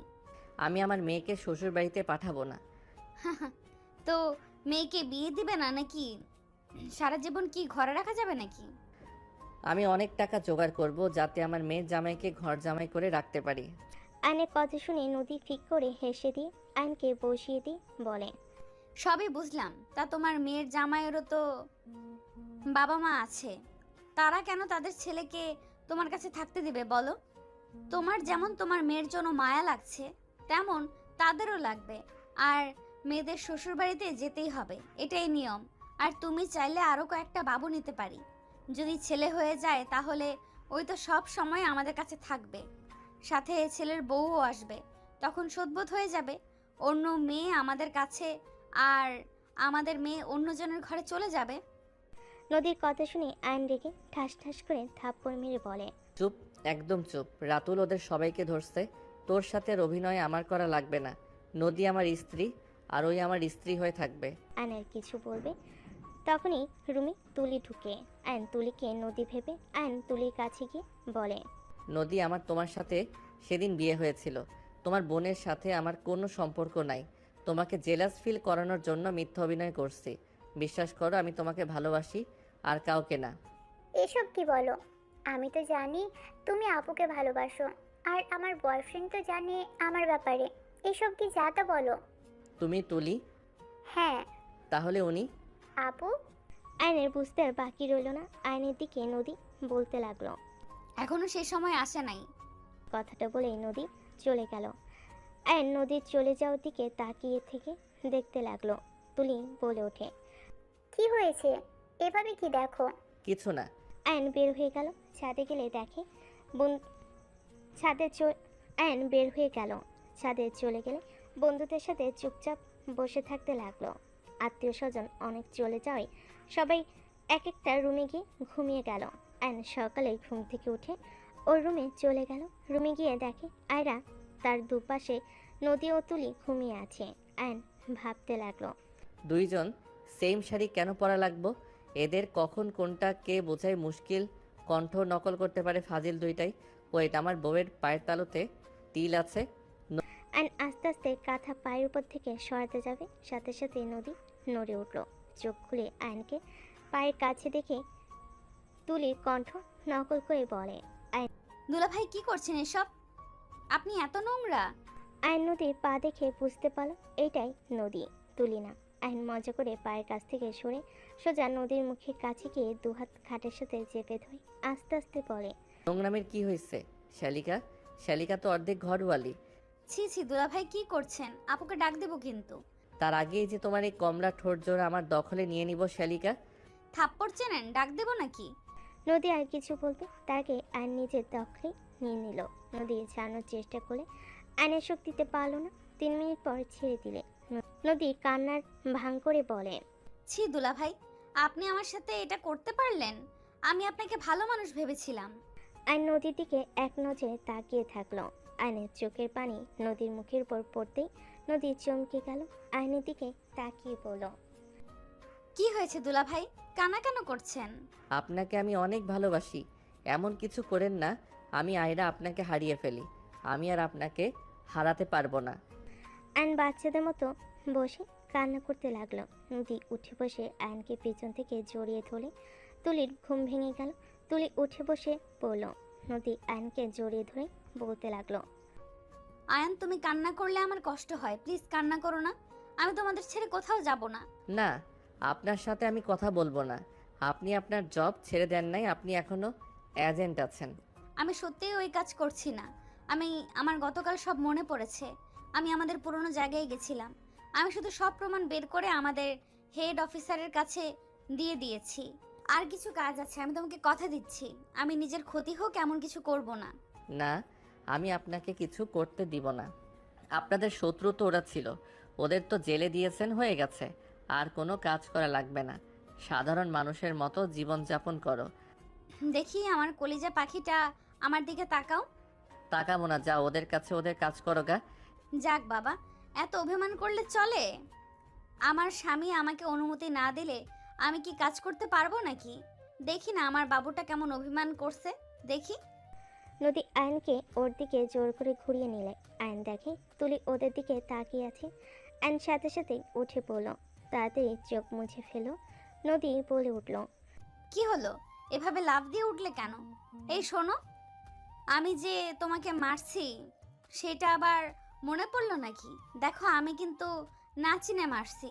তুমি ভালো করে জানো যে আমি তোমাকে মারতে পারি না। ওইদিকে এইভাবে কি দেখো? নদী পিছনের দিকে ঘুরে তুলিকে দেখে ভ্যাপাচাকা খেয়ে গেল। তুলি ঠিক করে হেসে দিল। আয়ন লজ্জা পেয়ে গেল। আয়ন ওইখানে না থেকে ফ্রেশ হয়ে চলে গেল। নদী তুলির কাছে গিয়ে ওকে কাতুকিতু দিতে লাগলো। তুলি খিলখিল করে হাসতে লাগলো। আয়রা উঠে বলে তুলিকে কাতুকিতু দিতে দেখে ও উঠে তুলির উপরে উঠে কাতুকিতু দিতে লাগলো। তুলি হাসতে হাসতে বলে, ওই মামে ছাড়ো, পেট ব্যথা হয়ে যাচ্ছে। কেন হাসে কারো? তুলির চোখ দিয়ে পানি বের হইলে নদী আয়রাকে কোলে টেনে নিয়ে বলে, ছাড়ো আম্মু, তোমার খালামণি কান্না করে দিয়েছে। তুলি চোখ মুছে হাসতে হাসতে বলে ওঠে, আপু তুমি গোয়েন্দা এজেন্ট? চুপ কর, কেউ শুনে নিবে। যাই হোক আপু, তুমি আর ওই কাজ করো না। সন্তান স্বামী নিয়ে সুখে থাকো। একটা কথা মাথায় রাখবে, যে পুরুষ তোমাকে হারানো ভয়ে কান্না করে তার থেকে দূরে যেও না। দুলাভাই আসলেই অনেক ভালোবাসে তোমাকে। আর তুমি হয়তো দুলাভাইকে সন্দেহ করতে পারো আমার সাথে থাকছে।